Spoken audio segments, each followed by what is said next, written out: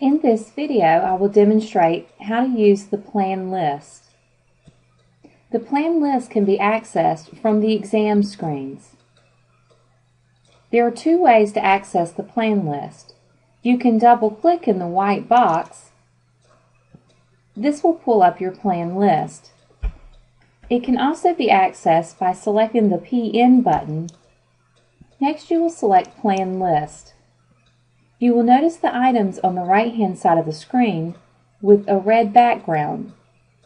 The buttons with the red background means that you have not accessed this particular screen. This will allow the person finishing up the exam to know which buttons they've been in and which part of the exam they've completed. For example, diagnoses. It's no longer red behind diagnoses because we've entered our diagnoses. If we were to go in and edit a prescription, you can select Edit Prescription, put in a new prescription, insert the medication.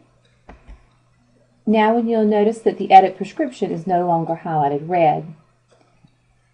For example, if I go to Schedule Order and I place an order for the patient to return, you will notice the box is no longer red.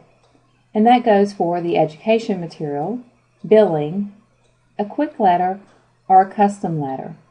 You will also notice your diagnoses populating on the left-hand side of the screen.